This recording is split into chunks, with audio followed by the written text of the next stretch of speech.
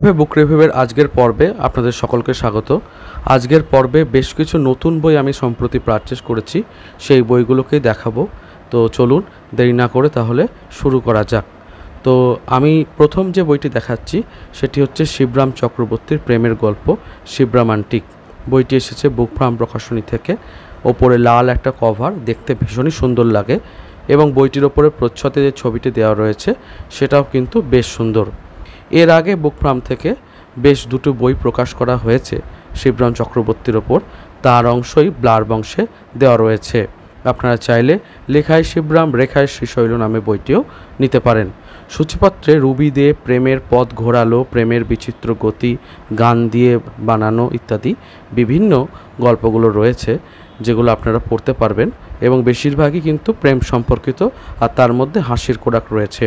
হাস্যরসের যে সমস্ত উপাদানগুলো দরকার, যেমন স্যাটায়ার, পান, তারপরে হিউমার, সেই সমস্ত বিষয়গুলো কিন্তু খুব সুন্দরভাবে এখানে রয়েছে। আর রয়েছে উইট, মানে বুদ্ধিদীপ্ত হাসির বিষয়, যেখানে শব্দ নিয়ে খেলার বিষয় রয়েছে। শিবরাম চক্রবর্তীর শব্দ নিয়ে খেলতে খুব ভালোবাসতেন। যেরকম এখানে লেখা আছে, সবসময় ভূমাতে সুখ নেই, ভূমিতেও সুখ আছে বৈকি। তো এরকম টাইপের। কিংবা কিটস বলেছেন, a thing of beauty is joy for ever. কীটাণু কীট আমার মুখে শোভা না পেলেও আমারও ঠিক সেই কথাই। তাহলে যে কীট আর কীটাণু কীট, এটার মধ্যে একটা বেশ সুন্দর শব্দের খেলা আমরা দেখতে পাচ্ছি। তো এরকম করে বেশ বিভিন্ন জায়গাতেই কিন্তু আমরা খুব ভালো ভালো লাইন পাবো আর কি।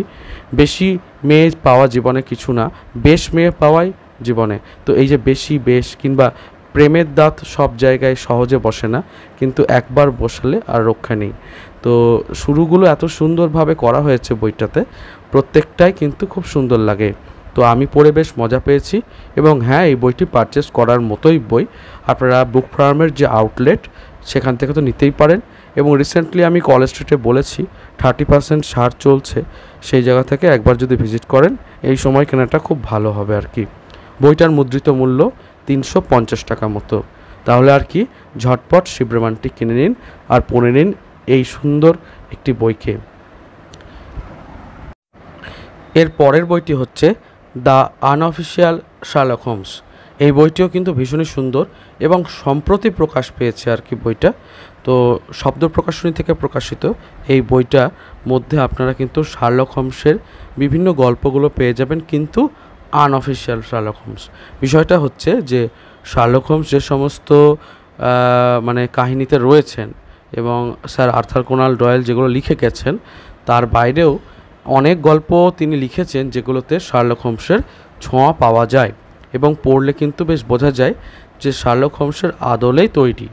তো প্রত্যেকটা গল্পই আমি বারবার বলছি, শার্লক হোমসের গল্প নয়, একটা ছায়া পাবেন, একটা আদল পাবেন, এবং ভেতরে কিন্তু ইলাস্ট্রেশন বইটায় রাখা হয়েছে। কাজেই বইটা সুন্দরভাবে তৈরি করা হয়েছে, পৃষ্ঠার কোয়ালিটি এবং অন্যান্য বিষয় ভালো।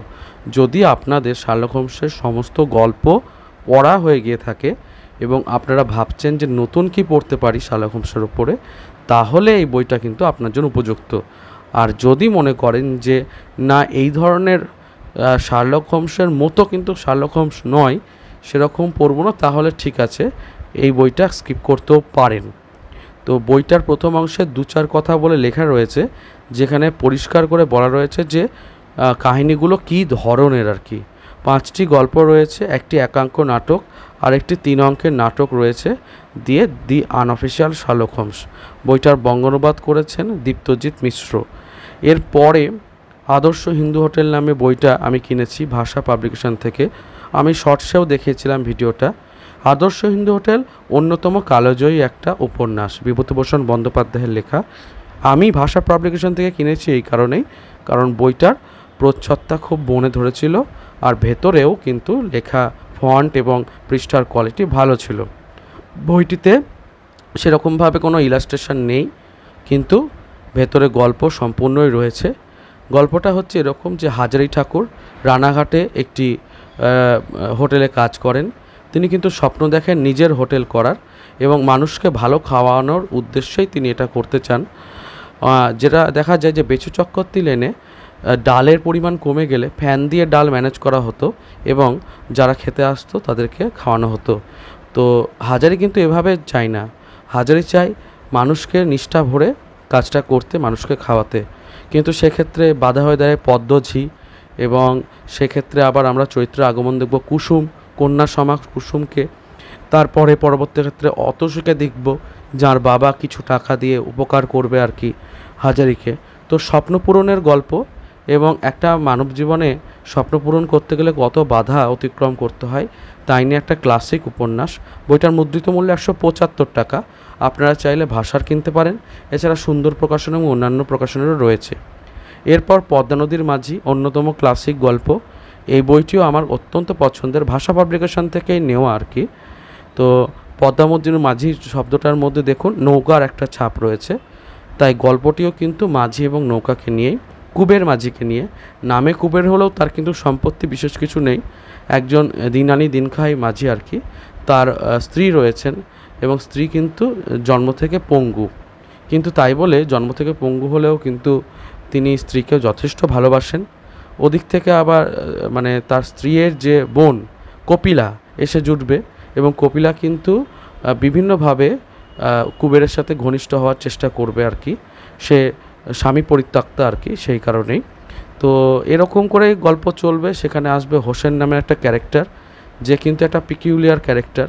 সে একটা নতুন সমাজ গড়তে চায়, নতুন একটা সভ্যতা গড়তে চায় একটা দ্বীপে। তো সেগুলোও রয়েছে। এক কথায় জীবনের বিভিন্ন টানাপোড়েনের গল্প। এই বইটির মুদ্রিত মূল্য 175 টাকা। তো আমার মনে হয় এই দুই ক্লাসিক কিন্তু ভীষণই সুন্দর, আপনারা চাইলে একবার পড়তে পারেন যারা পড়েননি। এর পরের বইটা ফেলুদা 50, সত্যজিৎ রায় ও সন্দীপ রায়ের ফেলুদা ফাইল থেকে। এই বইটি কিন্তু মূলত গল্পের ওপর, মানে যে সমস্ত লেখা রয়েছে সেগুলোর উপর জোর দেয় না, কেবলমাত্র যে সমস্ত ফিল্ম হয়েছে সত্যজিৎ রায়ের বা অন্যান্য ফেলুদার সেগুলো নিয়ে আলোচনা রয়েছে। এই বইটিকে আমি আগেও দেখিয়েছি চ্যানেলে, কিন্তু যেহেতু 2-3 মাস হলো বইটি রিলিজ হয়েছে সম্প্রতি, সেই জন্য নতুন বই দেখাচ্ছি বলে এটাও দেখিয়ে দিলাম।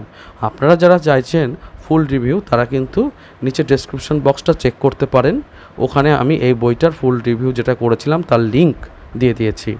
বইটির পেজের কোয়ালিটি কিন্তু দুর্দান্ত, ভেতরে প্রচুর ছবি রয়েছে, এবং যে সমস্ত বিতর্ক রয়েছে সেগুলো নিয়েও কিন্তু আলোচনা রয়েছে।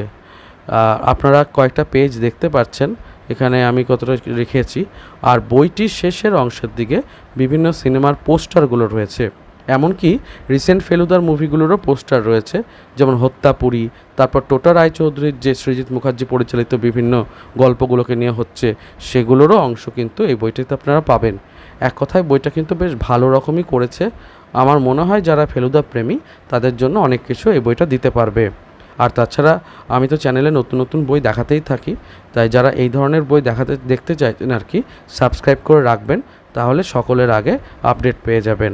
আর নতুন নতুন বই আরও চ্যানেলে আসছে, কিছু বুক নিউজও আসবে। তো কাজেই আমার মনে হয় যে আপনারা সাবস্ক্রাইব করে রাখলে বইয়ের ব্যাপারে অ্যাটলিস্ট আপডেট হতে অনেকটাই সুবিধা পাবেন।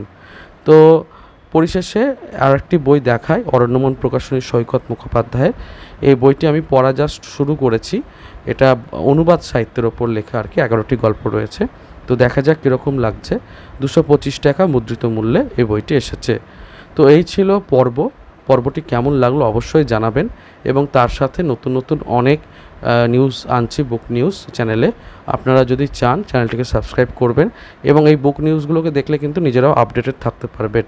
আমার মনে হয় এগুলো কিন্তু অনেকটাই হেল্প করবে বর্তমানে ছাড় বা নতুন কী বই বেরোচ্ছে বা পত্রিকা কী বেরোলো ইত্যাদি বিষয়ে।